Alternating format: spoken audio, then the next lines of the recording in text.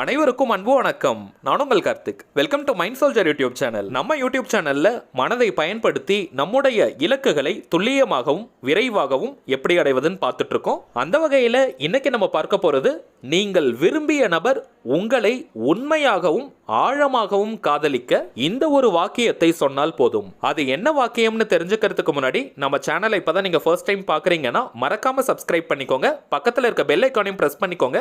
அப்பதான் அப்லோட் பண்ற எல்லா பயனுள்ள தகவல்களும் உடனடியாக உங்களுக்கு நோட்டிபிகேஷன்ல வரும். இப்ப நம்ம பார்க்க போறது முழுமையான ஒரு லா ஆஃப் அட்ராக்ஷன் மெத்தட். யாரெல்லாம் இதை பயன்படுத்தலாம்னு பார்த்தோம்னா, கணவன் மனைவி மற்றும் காதலர்கள் இந்த ரெண்டு கேட்டகரியில இருக்கிறவங்க மட்டும்தான் இந்த மெத்தடை பயன்படுத்தணும். பிரேக்கப் லவ்ல இருக்கிறவங்க மற்றும் பிரிந்து வாழும் கணவன் மனைவியாக இருந்தாலும் இந்த மெத்தடை நீங்க தாராளமாக பயன்படுத்தலாம். முக்கியமான ஒரு விஷயம், ஒன் சைட் லவ்ல இருக்கிறவங்களுக்கு இது ரொம்பவுமே சூப்பரான ஒரு மெத்தட். இப்போ நம்ம பார்க்க போகும் இந்த லா ஆஃப் அட்ராக்ஷன் மெத்தட்ல சிம்பிளான ஸ்விட்ச் வேர்டை நம்ம பயன்படுத்தியிருக்கோம். ரெகுலரா நம்ம வீடியோஸை பார்க்குறவங்க திரும்ப திரும்ப நான் ஸ்விட்ச் வேர்டுக்கான மீனிங்கை சொல்லிக்கிட்டு இருக்கேன்னு நீங்க நினைக்க வேண்டாம்.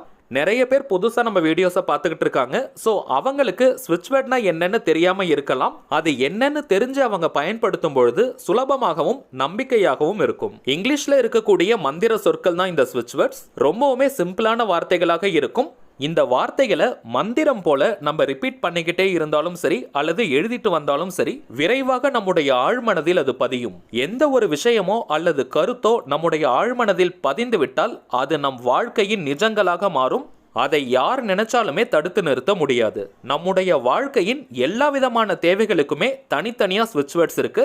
சில முறைகள் இந்த வார்த்தைகளை நம்ம ரிப்பீட் பண்ணிக்கிட்டே இருந்தாலே போதும், அதற்கான பலன்கள் நமக்கு கிடைக்கும். இன்னைக்கு நம்ம 3 பவர்ஃபுல்லான ஸ்விட்ச் வேர்ட்ஸ் உடைய காம்பினேஷனை பார்க்க போறோம். இந்த வார்த்தைகளை இப்ப நம்ம பார்க்க போற மாதிரி நீங்க பயன்படுத்தும் பொழுது, நீங்க விரும்பும் அந்த குறிப்பிட்ட நபர் உங்களை உண்மையாக ஆழமாக காதலிப்பார். இது ஒரு முழுமையான லா ஆஃப் அட்ராக்ஷன் மெத்தடா இருக்கிறதுனால எந்த கிழமை வேணாலும் நீங்க ஸ்டார்ட் பண்ணலாம். இன்னொரு முக்கியமான விஷயம், நீங்க கரண்டா எத்தனை லா ஆஃப் அட்ராக்ஷன் மெத்தடை ஃபாலோ பண்ணிட்டு இருந்தாலும் சரி, இந்த மெத்தடையும் சேர்த்து நீங்க ஃபாலோ பண்ணலாம். ஒரு நாளைக்கு குறைந்தபட்சமாக நீங்க 15 நிமிடங்கள் வரை இந்த ஸ்விட்ச் வேர்டை பயன்படுத்தணும். அதிகபட்சமாக அரை மணி நேரம் வரைக்கும் கூட நீங்க சொல்லலாம். டைமிங்ஸ் முக்கியம் கிடையாதுங்க. நீங்க எந்த நேரத்தில் ரொம்ப ரிலாக்ஸ்டா இருப்பீங்களோ அந்த நேரத்தை பயன்படுத்திக்கோங்க. இந்த வாக்கியத்தை நீங்க வாய் விட்டும் சொல்லலாம் அல்லது மனதுக்குள்ளேயும் சொல்லிக்கலாம். முடிஞ்ச வரைக்கும் உங்களை யாருமே டிஸ்டர்ப் பண்ணாத மாதிரியான ஒரு இடத்துல உட்கார்ந்துக்கோங்க. ஒரு 2 நிமிடம் உங்களுடைய உள்மூச்சு மற்றும் வெளிமூச்சை நீங்க கவனிக்கணும். உங்களுடைய மனம் அமைதியானதற்கு பிறகு இந்த ஸ்விட்ச் வேர்டை நீங்க பயன்படுத்துங்க. கண்களை மூடிட்டு ஒரு மெடிடேஷன் மாதிரி இந்த வாக்கியத்தை நீங்க சொல்லுங்க. இமீடியட்டா ரிசல்ட் கிடைக்கும். யாருக்காக இந்த மெத்தடை நீங்க பயன்படுத்துறீங்களோ அந்த குறிப்பிட்ட நபர் உங்க பக்கத்திலேயே இருக்காங்கன்னு நினைச்சிட்டு இந்த வாக்கியத்தை பொறுமையா மென்மையா உணர்ந்து நீங்க சொல்லணும். எந்த ஒரு நெகட்டிவ் தாட்ஸும் இல்லாம பாசிட்டிவா இந்த வார்த்தையை சொல்லுங்க. அந்த குறிப்பிட்ட நபர் கரண்டா உங்க கிட்ட இருந்து பிரிஞ்சிருக்கலாம், ஏதோ பிரேக்கப் இருக்கலாம், மனஸ்தாபங்கள்னால பிரிஞ்சு வாழலாம். எந்த விதமான சூழ்நிலைகளாக இருந்தாலும் சரி, அந்த நபர் கரண்டா உங்க கூட இருக்காங்கன்னு நினைச்சிட்டு இந்த வாக்கியத்தை சொல்லணும். கண்களை நீங்க திறந்து வச்சுட்டு கூட சொல்லலாம். இருந்தாலும் கண்களை மூடிட்டு சொல்லும் பொழுது மனம் கொஞ்சம் ஒருநிலைப்படும். ஒவ்வொரு முறையும் இந்த வாக்கியத்தை சொல்லும் பொழுது அந்த குறிப்பிட்ட நபரை நீங்க நினைச்சிட்டு சந்தோஷமா சொல்லணும். கவனத்தை நீங்க வேற எங்கேயாவது வச்சுட்டு இந்த வாக்கியத்தை சொன்னீங்கன்னா அதற்கான பலன்கள் கிடைக்காது. இந்த ஸ்விட்ச் வேர்ட் பொறுத்த வரைக்கும் நீங்க பார்ட்டா பிரிச்சு சொல்ல வேண்டாம். அதாவது காலையில ஒரு 5 நிமிடம், மதியம் 5 நிமிடம், இந்த மாதிரி பிரிக்க வேண்டாம். ஒரே நேரத்திலேயே 15 நிமிடங்கள் நீங்க சொல்லி முடிச்சிருங்க.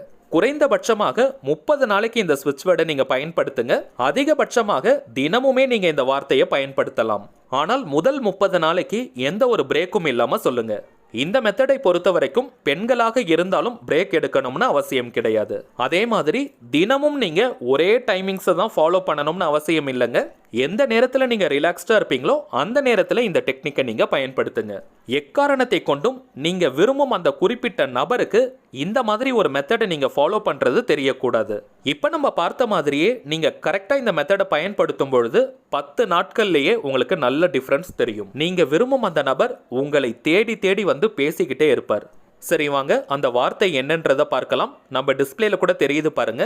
டேப் டீப் கனெக்ஷன் சொல்லிட்டு உங்களுடைய பெயரை ஃபர்ஸ்ட் நீங்க சொல்லணும்.